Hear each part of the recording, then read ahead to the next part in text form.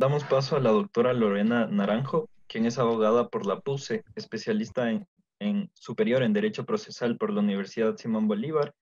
magíster en Derecho de las Nuevas Tecnologías por la Universidad Pablo de Olavide en Sevilla, además de ser candidata a PhD en Ciencias Jurídicas y Políticas por esta misma institución. La doctora ha desempeñado distintos cargos en la función judicial, en la asesoría jurídica de la Presidencia de la Corte Nacional de Justicia y en el Departamento de Procesamiento de Jurisprudencia. Y actualmente es la directora nacional de Registro de Datos Públicos. A continuación, la doctora. Muy buenas tardes, muchísimas gracias a Nuevo Acuerdo Estudiantil por la invitación, especialmente a María Laura, que ha tenido la gentileza de comunicarse conmigo y permitirme estar con ustedes en la tarde de hoy. Les saludo afectuoso a Santiago Acurio, que es un entrañable amigo de la universidad con quien nos solemos encontrar en este tipo de eventos. Y también yo soy ex alumna de la Pontificia Universidad Católica del Ecuador, entonces para mí es un gusto dirigirme a ustedes. Y tal como me han pedido, voy a hablarles en esta tarde de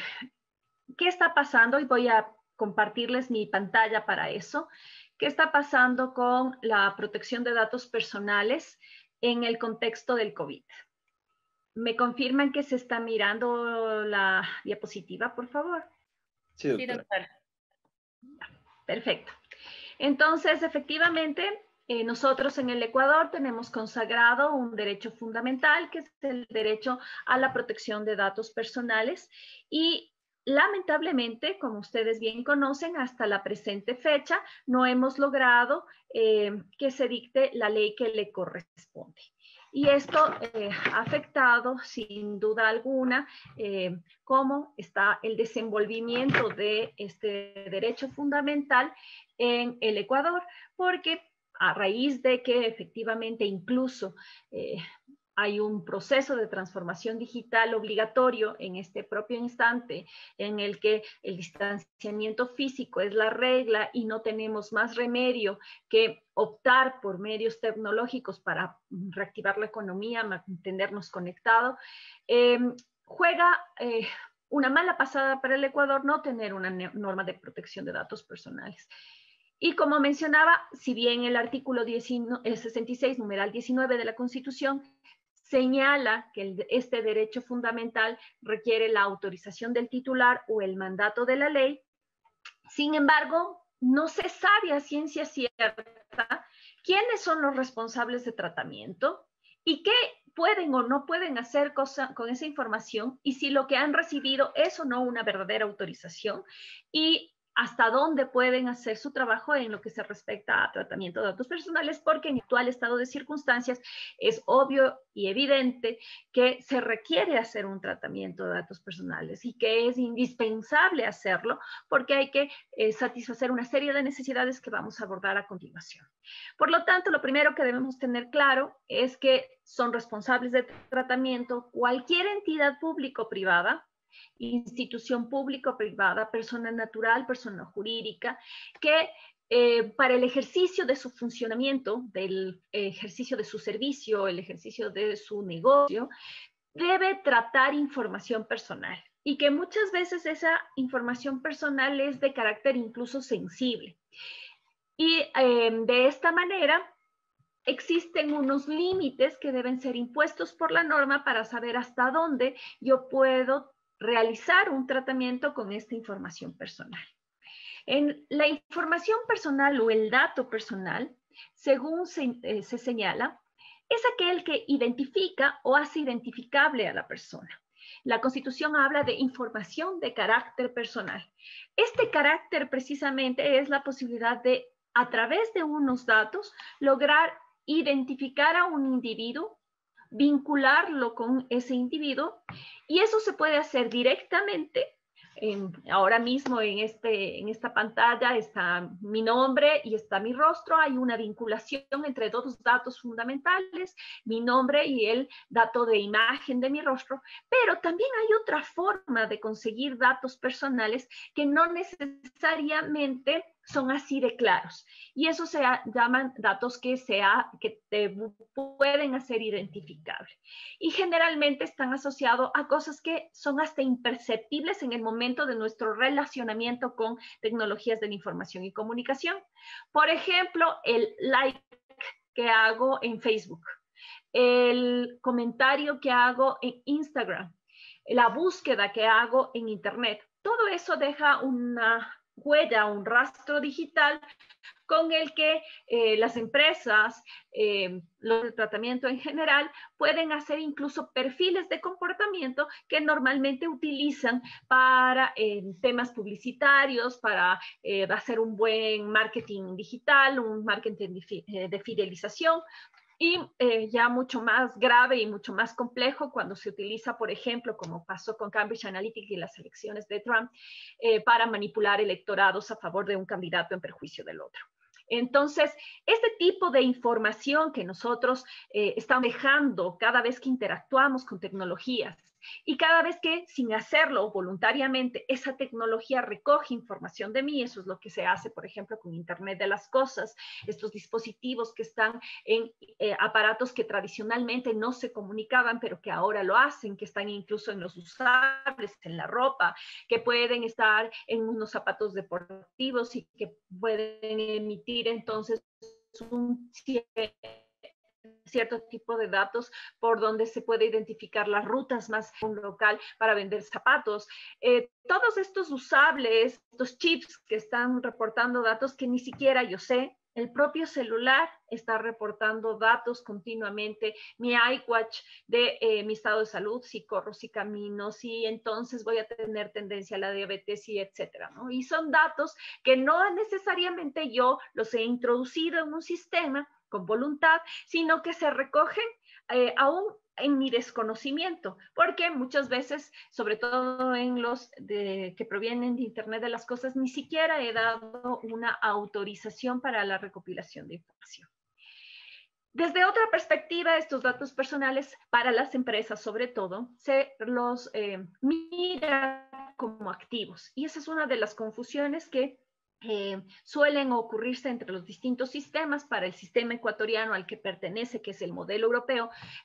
los datos personales no son activos económicos. Para nosotros es un derecho fundamental. Y es un derecho fundamental porque se entiende que no somos nosotros mismos. El dato soy yo. Es mi manifestación virtual, es mi manifestación en el mundo digital. Así como yo tengo una manifestación física en el mundo real,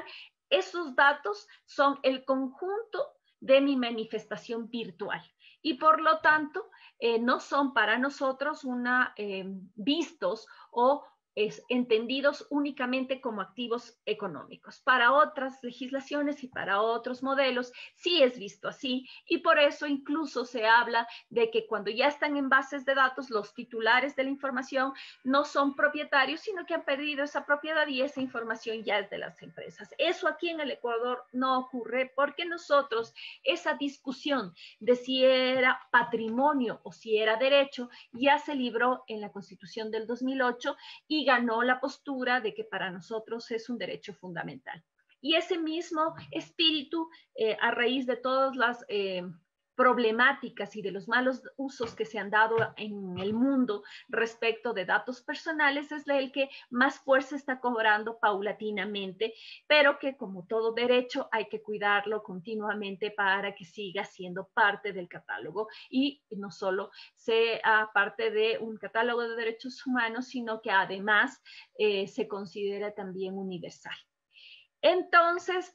¿qué pasa en el Ecuador en el momento en el que se dicta el decreto ejecutivo 1017, el 16 de marzo de 2020? Se declara el estado de excepción por calamidad pública en todo el territorio nacional, la justificación, los casos de coronavirus confirmados y la declaratoria de pandemia de COVID-19 por parte de la Organización Mundial de la Salud. En esta declaratoria del estado de excepción se observan los principios de necesidad, proporcionalidad, legalidad, temporalidad, territorialidad y razonabilidad, conforme a lo ha señalado la propia Corte Constitucional en el dictamen número 1-9 de marzo. Pero vamos a hacer no un análisis de toda la declaratoria de estado de excepción, sino específicamente del artículo 11 de ese decreto ejecutivo. Ese artículo 11 nos refleja el siguiente texto, que es el que vamos a analizar en la tarde de hoy. Para el cumplimiento de las restricciones del presente decreto, se podrán utilizar plataformas satelitales y de telefonía móvil para monitorear la ubicación de personas en estado de cuarentena sanitaria y o aislamiento obligatorio que incumplan las restricciones dispuestas a fin de ponerlas a disposición de las autoridades judiciales y administrativas competentes. Este artículo se une o se lee de forma integral con el artículo 2, que menciona que, en cambio, en el marco de las distintas competencias institucionales, cada una de las entidades públicas tendrán que ejecutar acciones para mitigar los efectos del coronavirus en todo el territorio nacional y lograr el acceso efectivo a los derechos de las personas.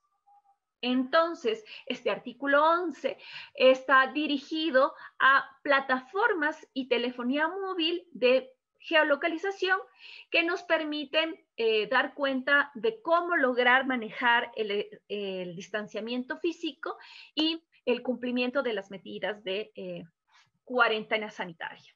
Y el artículo 2, en cambio, nos permite saber que las distintas entidades del sector público que están frenteando la pandemia van a tener que cumplir con ciertas acciones para mitigar estos efectos y lograr que con eso los ciudadanos puedan sobrellevar esta crisis. Este dictamen que dicta la Corte Constitucional señala que el marco de actuación descrito no debe ser un medio para la transgresión de los derechos a la privacidad y a la no discriminación, por lo que deberá velarse la protección a las fuentes periodísticas y otras libertades. Adicionalmente señala que es indispensable la protección de los datos personales de los pacientes y de las personas examinadas en razón de la pandemia, porque no necesariamente una persona examinada tiene o no una enfermedad o no tiene el COVID, sino que está allí por descartar el COVID. Sin embargo, sus datos ya han sido recogidos en una relación directa con el COVID. Otro de los temas que señala la Corte Constitucional es que estas herramientas tecnológicas, estas plataformas y estas apps pueden usarse exclusivamente sobre aquellas personas que las autoridades de salud han dispuesto de manera específica el aislamiento voluntario u otras medidas de similar naturaleza, por lo cual las autoridades deberán informar a quienes se encuentren en esta situación el posible uso y alcance y medida de esta medida. De otro lado, a través del Decreto Ejecutivo 1022 de 27 de marzo de 2020, se crea un bono de protección familiar de emergencia para atender a las personas que, debido a su estado económico, requieren un bono económico para poder subsistir en estos meses en los que no han podido lograr obtener ingresos para sus hogares. Y en esa virtud, MIES es el que tiene el reconocimiento legal que le permite determinar las bandas de protección y establecer la identificación de los beneficiarios de dicha transferencia. En estas dos láminas hemos podido identificar al menos inicialmente dos responsables de tratamiento. En el caso de las apps de seguimiento de la cuarentena, tenemos al Ministerio de Salud. Y entonces es el Ministerio de Salud el primero que sería reconocido como responsable de tratamiento de estos datos de salud directamente relacionados con el coronavirus. En el segundo caso, en el decreto ejecutivo, para el bono de protección familiar, vemos a un segundo responsable de tratamiento, que es el Ministerio de Inclusión Económica y Social, que en cambio tiene que recoger una serie de datos de carácter económico, de carácter social, de carácter inclusivo, que podrían estar sobre todo en temas muy específicos, por ejemplo, si una persona está en un contexto de violencia o si tiene una discapacidad, porque estas características van definiendo las vulnerabilidades y van estableciendo ciertos niveles de identificación para localizar los verdaderos beneficiarios de este bono y poder llegar a los más vulnerables. Estos dos decretos, entonces, nos permiten atender desde una primera línea todo este trabajo. Pero no solo se han recabado este tipo de datos en la cuarentena, sino que además existen otro paquete de información que se ha comenzado a recabar y con mayor actividad, sobre todo en lo que se refiere a efectos o acciones para mitigar los efectos del coronavirus. Y es por eso que, por ejemplo, para que se cumplan las medidas de cuarentena, entra otro actor a tener esta información, que son los actores relacionados con la seguridad. Porque estos actores que son policía, que son los COEs cantonales o que son los militares, necesitan tener acceso a cierta información que les permita mantener el control de que efectivamente se estén cumpliendo las cuarentenas y los aislamientos. Como vemos, hay otras acciones que se han visto necesarias con efectos de mitigar no solo las consecuencias nocivas del coronavirus desde el punto de vista de la salud, sino que también hay acciones relacionadas con la reactivación económica y la reactivación de servicios y la reactivación de todas las actividades que permiten el acceso de derechos a los ciudadanos. Y esta información está relacionada con todo lo que ya tradicionalmente el Estado recopila de los ciudadanos en virtud del cumplimiento de sus funciones. Por ejemplo, temas de registros mercantiles, registros de la propiedad, registro civil, en donde tiene que seguir funcionando el trabajo, así como lo que seguir haciendo la función judicial, y en el que continuamente las personas también estén entregando su información como ciudadanos para acceder a registros, a inscripciones y a servicios de justicia. Finalmente, en este pequeño cuadro vemos que otro de los elementos es el teletrabajo, donde se ha podido reunir información de los teletrabajadores de la función pública y cómo ellos tienen que entregar su dato de ubicación de casa, ejemplo, para el IP, con el cual yo me conecto a mi sistema, del cual trabajo a través de un VPN en la computadora de mi oficina, y una serie de datos relacionados a también horas de conexión, imágenes, voz, etcétera, ¿no? Como vemos, hay una gran perspectiva desde el sector público para lo que se refiere a la captación, identificación,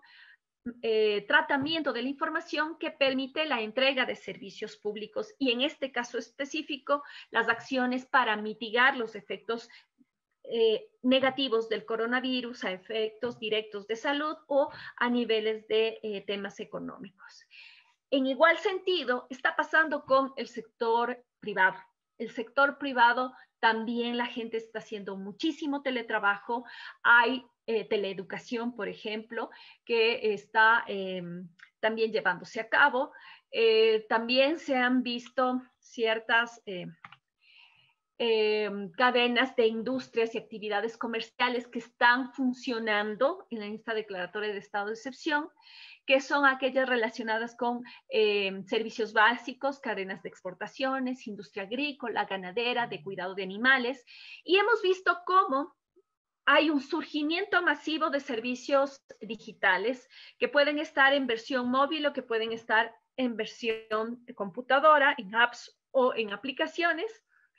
relacionados con supermercados, tiendas, bodegas, centros de almacenamiento, expendio de víveres y medicinas, servicios de plataformas digitales, de entregas de domicilio y otros medios relacionados a servicios de telecomunicaciones.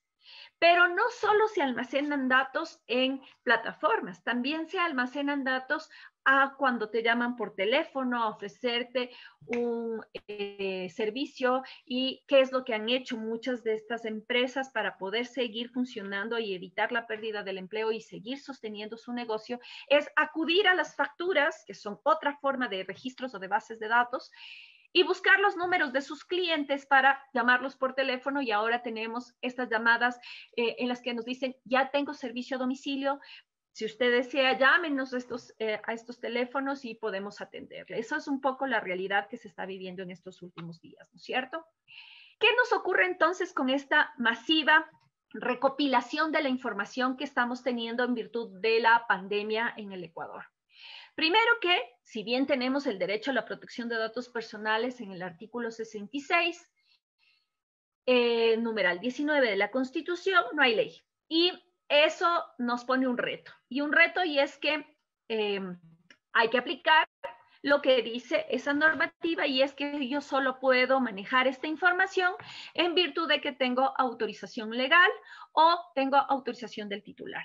Las instituciones públicas, en este caso, los que hemos descrito en esta noche es el Ministerio de Salud, el Ministerio de Inclusión Económica y Social, los relacionados con temas de seguridad, a través de el decreto de excepción y el otro decreto de bono, ya una autorización que está directamente relacionada con sus funciones legales y por lo tanto están legítimamente autorizados para tratar datos personales. Del otro lado, del lado de las empresas tienen que buscar una autorización del titular y esa autorización les permite el tratamiento de la información. Pero no nos dice, porque no tenemos ley, cómo obtener esa información. ¿Cómo obtener esa autorización? Si esa autorización puede ser tácita, tiene que ser expresa, tiene que ser por escrito, puede tener una manifestación en una grabación telefónica, puede ser con un clic en una app, etcétera. Ese nivel de detalles no lo tenemos y por eso es que nos hace falta una ley que ya se está tramitando en la Asamblea. Otro de los elementos para poder sobrevivir y poder seguir saliendo adelante en el Ecuador respecto de la nueva normalidad es el tema de la interoperabilidad. El flujo de información resulta ahora más que nunca indispensable para atender los servicios públicos, para atender los servicios privados, pero sobre todo para garantizar los derechos de los ciudadanos. Y la interoperabilidad es el intercambio coordinado con respeto de niveles jurídicos, de niveles tecnológicos y de niveles técnicos administrativos que permitan saber quién consume qué dato, de qué institución, de tal manera que no se produzcan abusos. Que si solo tiene la posibilidad de consumir ese campo de información, esta autoridad del registro o de la fuerza pública, no pueda consumir otros datos más allá de aquellos que le son útiles para la operación de seguridad que está llevando a cabo. De tal forma que no necesita tener datos relativos con intimidad, como por ejemplo datos de su condición o orientación sexual, sino exclusivamente aquello que le va a permitir hacer el ejercicio de su trabajo. Y esta interoperabilidad por eso es que debe ser necesariamente un espacio muy controlado donde podamos tener la garantía y la tranquilidad de que la información que se cruza es información que está siendo adecuadamente manejada por quienes tienen autorización legal para hacerlo. Otro de los elementos con los que vamos a tener que empezar a pensar ahora mismo el manejo adecuado de la información es la responsabilidad de la fuente, reconociendo que los datos personales son sustanciales para garantizar un adecuado servicio, para garantizar el acceso a un derecho, porque si en una base de datos yo consto con un dato errado que me impide el acceso a un derecho o que tiene un dato equivocado, ¿esto qué es lo que haría? Haría que ese ciudadano tenga una imposibilidad real de acceder a ese derecho, por ejemplo, a un derecho de educación, a un derecho de vivienda o un derecho incluso a su propia libertad, si es que un dato está mal almacenado. Y por eso es que dentro del sistema de interoperabilidad es importante reconocer que son las fuentes las que son las responsables de la calidad de la información, de su veracidad y de su exactitud, porque solo ellos saben cómo ese dato ha sido catalogado, cuál es su debida contextualización y cómo otorga o no puede otorgar derechos dependiendo de lo que para esa institución signifique. Y desde ese concepto se homologa e interviene en la interoperabilidad. Como para entender un poco eso, hablemos de un dato que es muy conocido para los abogados, que es el de las interdicciones. Un dato de interdicto es un dato jurídico que tiene muchos efectos y que, por lo tanto, para que pueda ser conceptualizado debe tener una misma categorización de tal manera que del otro lado del consumidor de la información, estos puedan saber que si esa persona está en interdicción, puede o no puede acceder a un servicio. ¿Por qué? Porque si es para el acceso de un derecho, no está limitada su interacción. Tiene derecho a acceder a cualquier derecho relacionado con salud. Pero en cambio, no podrá hacer ningún tipo de disposición relativa a su patrimonio. Y para eso sí, no podrá tampoco ejercer algún tipo de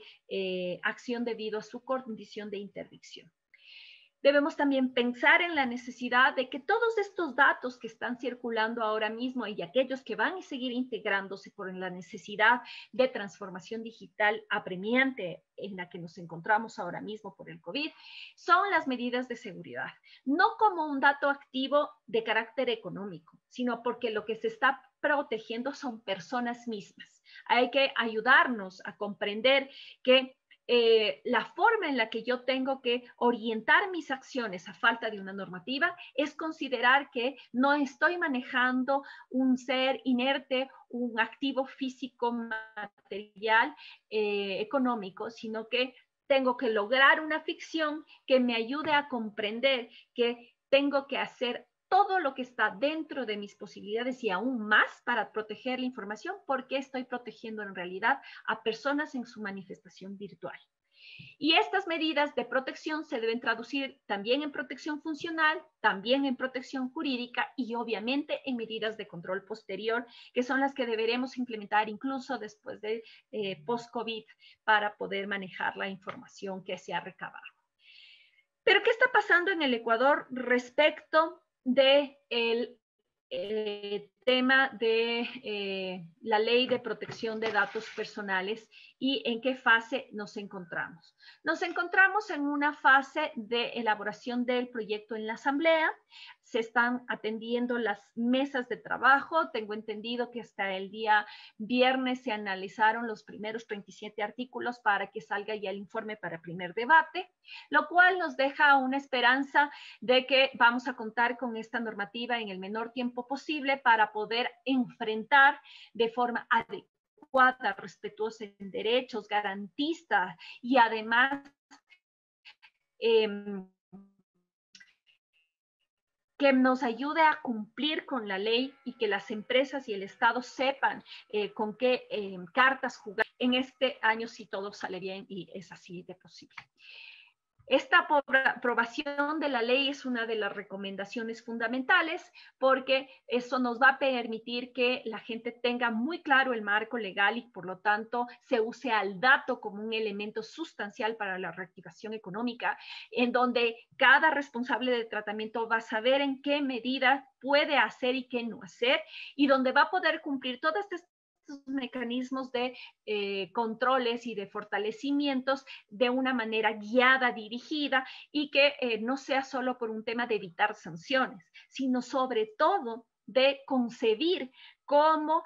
se debe manejar de forma adecuada la información para que sea un verdadero activo para la empresa, no desde la perspectiva del individuo que es titular del dato, sino de cómo la institución está tratando esa información para lograr sacarle el valor, el verdadero valor de la información en beneficio de su propia área y no sea un riesgo, porque actualmente lamentablemente lo que circula son bases de datos que se extraen de de fuentes no autorizadas y que pueden incluso poner en riesgo la credibilidad y el prestigio de una institución, como ya ha pasado en otros casos donde estas han sido expuestas y que incluso pueden no tener calidad de la información porque al no ser recogidas de manera legal, la información que en ellas contienen no tiene un nivel de certeza y puede ser que una empresa esté poniendo en riesgo porque esté cometiendo un delito al adquirir ese tipo de bases de carácter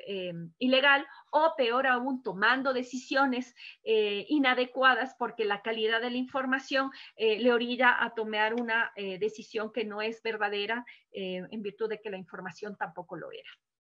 Esta normativa de manera muy general nos habla de principios, que son aquellos que van a orientar la actuación de los de responsables de tratamiento, que son aquí, están enumerados algunos y que habría que hacer una charla específica solo para desarrollar cada uno de ellos y poder entender la magnitud de lo que representa este trabajo de forma seria con los datos de las personas, el tratamiento que hay que tener. Y lo más importante es que establece derechos. Derechos sustanciales para los titulares que somos cada uno de nosotros, y ojo que hablo de titularidad y no de propiedad, porque la titularidad es aquella que está acompañada al derecho y por lo tanto yo no pierdo nunca, por más que mi información esté en una base de datos, jamás pierdo mi vínculo con esa información porque soy yo mismo. Por lo tanto, puedo, si es que conozco que un dato en una determinada base o no conozco y quiero conocer qué tiene ese responsable de tratamiento sobre mí, puedo solicitarle un derecho de acceso. Y puedo solicitarle que corrija la información y que la actualice, que la elimine, que incluso logre, yo puedo oponerme a que traten esa información si no quiero estar en una base de datos o no quiero que un responsable de tratamiento maneje mi información, sobre todo porque he perdido la confianza en virtud de que no ha sido reconocido en el medio como con niveles de seguridad.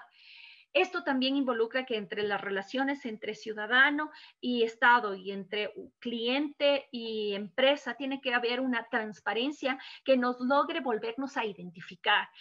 saber que puedo confiar en esta institución porque está haciendo un adecuado uso de mi información y no la está manipulando ni la tergiversa de ninguna manera. ¿Qué es lo que podemos hacer hasta que salga la normativa? El año pasado, en el mes de julio, el INE, Dicta Técnica Ecuatoriana, hizo 29.100 en su primera edición. Esta es una norma de relación marco de referencias de privacidad y por lo tanto nos determina un marco para los responsables de tratamiento de cómo realizar su trabajo a efectos de aspectos organizativos, técnicos y de procedimiento. Nos ayuda con una terminología común, define los actores, ciertos requisitos de privacidad y hace referencia a los principios de privacidad conocidos y cómo manejarlos. Esta normativa es una ISO de calidad, es una ISO que se propone o que comienza a usarla la industria o la comienza a usar los entes comerciales, los entes privados, incluso puedo usar los entes públicos, como orientadora para saber qué puedo hacer y qué no puedo hacer ya en el punto de vista muy práctico, hasta que una normativa legal nos dé las luces y salga de la Asamblea Nacional para nutrirnos de la información que necesitamos para un adecuado tratamiento. Los responsables de tratamiento, entonces, necesitamos una ley pronto que nos dé lineamientos claros, que nos establezca responsabilidades proactivas y demostradas, que permita realizar un adecuado análisis de riesgo y de impacto, sobre todo en los derechos fundamentales, para que yo pueda, desde mi trabajo coordinado y ordinario, lograr unas medidas orientadas a la garantía de esos derechos y lograr la confianza del titular. Con esto, yo creo que he podido darles una muy breve explicación de cómo los datos son fundamentales en este mismo momento para el manejo de la crisis y cómo debemos comenzar a mirarlos desde una perspectiva de responsabilidad, si sobre todo son las instituciones públicas o privadas las que están haciendo un adecuado tratamiento. Pero también, y creo que es fundamental mirarlo desde el ciudadano, aunque no haya normativa, como yo sí tengo derecho fundamental, si es que conozco de alguna transgresión, si es que no me siento seguro con algo que está pasando en este momento, con cualquier forma de captación de la información, puedo solicitarle a esa entidad pública o privada me explique qué tiene de mí, cómo está justificando los niveles de seguridad, cómo está justificando los niveles de tratamiento, y en esa explicación lograr tener un producto que nos garantice a los dos lados de la moneda, al ciudadano y al Estado, al cliente y a la empresa, al usuario y a la entidad u organización, ciertos niveles de conocimientos iguales de transparencia que nos permita una certeza y una tranquilidad de que nuestros datos están siendo manejados de manera correcta. Muchísimas gracias. Doctora, la primera pregunta es, si una empresa utiliza mis datos personales sin mi autorización, ¿comete un delito? Si es así, ¿qué tipo de delito? En realidad, no es tan diametralmente claro como está señalando. Una empresa actualmente, en virtud de la ley de comercio electrónico vigente, puede tratar datos personales porque hayas hecho algún tipo de autorización que tú ni siquiera recuerdas. Pueden ser incluso autorizaciones las que se consideran tácitas. Y habría que determinar específicamente qué tipo de relación ha tenido esa empresa contigo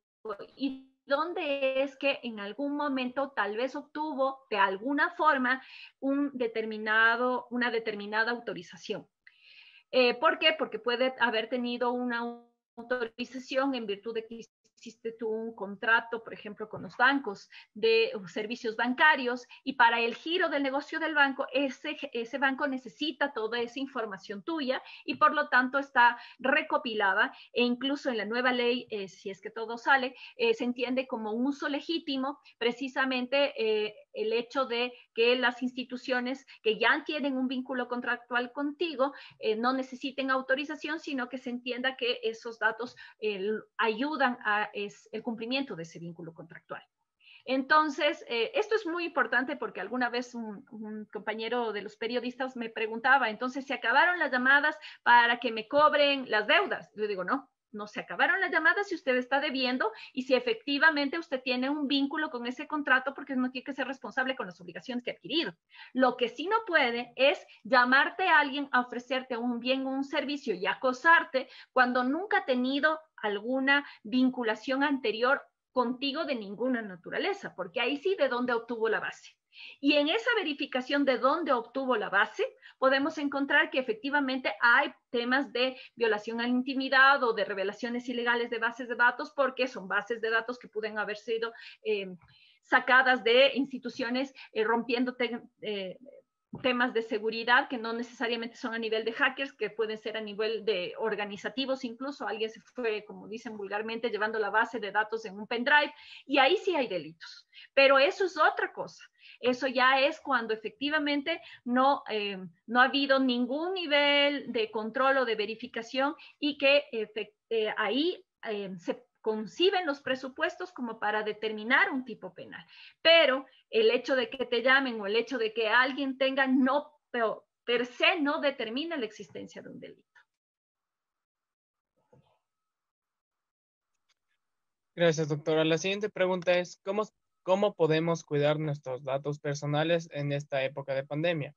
Hay reportajes de medios internacionales que indican que la información personal puede ser utilizada para controlar a la población. Bueno, lo que está ocurriendo ahora mismo es que hay un nivel de corresponsabilidad. Para cuidar los datos, todas estas personas que interactuamos con los datos debemos tener una clara definición de lo que, del nivel de responsabilidad que tenemos. Por ejemplo, el Estado tiene que saber que puede almacenar información solo en virtud de aquello que está autorizado por la ley y no puede usar datos más allá de lo que está autorizado por la ley. Y en el mismo sentido, las empresas tienen que también orientar sus esfuerzos a reconocer que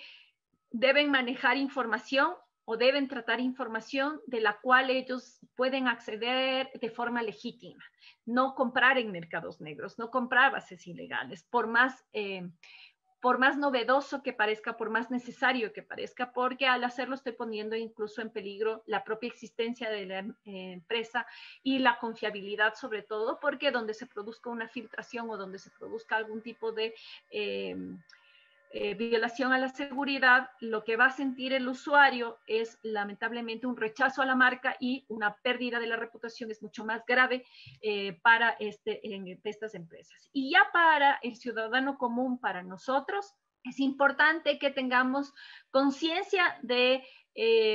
la información que voy dejando, de las autorizaciones que voy permitiendo, la novelería de las apps de, esta app me ayuda a saber en tiempo real quién está contagiado y de pronto, como dijo Santiago, no ha sido ni siquiera un app, sino ha sido un virus. O si efectivamente son unas apps funcionales que están ayudando al combate de la pandemia, también ver quién nos está ofreciendo y con qué espíritu nos está ofreciendo esta app para realmente saber si es que lo que estamos haciendo es una sobreexposición y por lo tanto cuidarnos a nosotros mismos sería una opción. Nosotros tenemos que aprender a concientizarnos, hay que hacer un cambio de cultura y el cambio cultural es muy fuerte, sobre todo por las brechas económicas, las brechas sociales, las brechas generacionales, porque nos involucra a que ustedes, que son los más jóvenes y los más cercanos a las tecnologías, tienen la misión de difundir frente a su grupo más cercano la necesidad de no entregar datos personales a apps, a encuestas, a algún tipo de interrelación con Facebook o con cualquier red social que en realidad lo que está es una forma taimada de agredirte porque ya te categoriza o te centraliza con cierta información que recibes, y eso es otro tema aparte, pero que también pega, que son las fake news, y cómo a través de estos perfiles te van introduciendo información y solo comienzas a recibir mucha información de cierto nivel como para ya ir moldeando tu postura frente a ciertos temas. Entonces, es un tema complejo que se ataca integralmente y que tiene muchas aristas y muchos responsables, y donde los más indicados, sobre todo para la difusión del paradigma, del cambio de cultura, de cambiar la situación actual, precisamente son los jóvenes quienes nos tienen que enseñar la conciencia del dato y cómo usar las tecnologías ya en el día a día, en la conexión en cada uno de los elementos que nos permiten interrelacionarnos entre Internet y entre nosotros mismos. Gracias, doctora. Finalmente, la pregunta es, ¿cómo puede solicitarse información a la DINARDAP para uso exclusivo de procesos coactivos?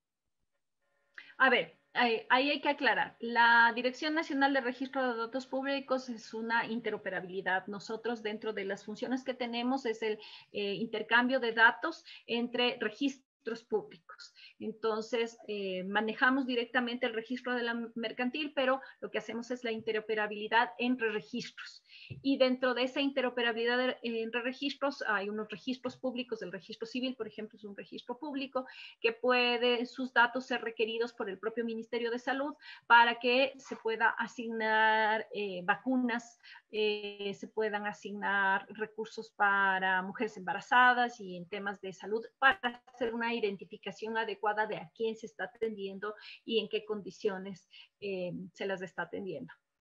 Esto significa que desde esta misma perspectiva, para temas coactivos, para temas desde la perspectiva de la función judicial puede solicitar directamente estos temas. Hemos estado trabajando con ellos. Lamentablemente por el tema de la pandemia no se pudo seguir avanzando con la misma velocidad, pero la idea es que puedan acceder directamente a esta información que tenemos relacionada con las personas por autorización judicial, directamente los jueces conectándose o solicitando información hacia la DINARVAP. Ahora, para los abogados que hacen cobranza, que no es lo mismo que coactiva, lamentablemente ahí hay un desconocimiento y creen que a la DINARVAP pueden llegar y solicitar las direcciones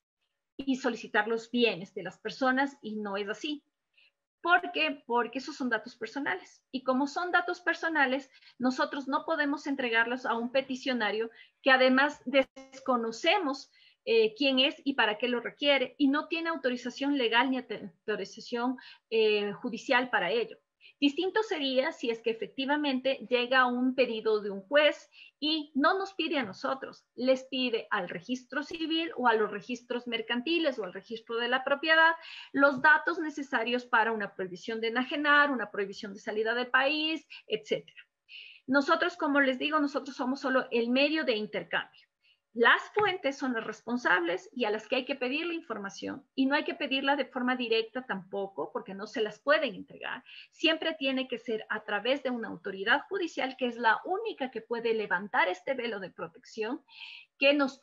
permite protegernos a cada uno de nosotros, porque son ellos los únicos que tienen, en virtud de sus competencias judiciales, la posibilidad de verificar que el que está solicitando esa información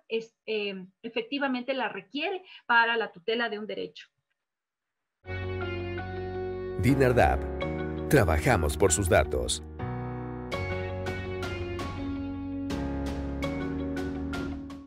El gobierno de todos.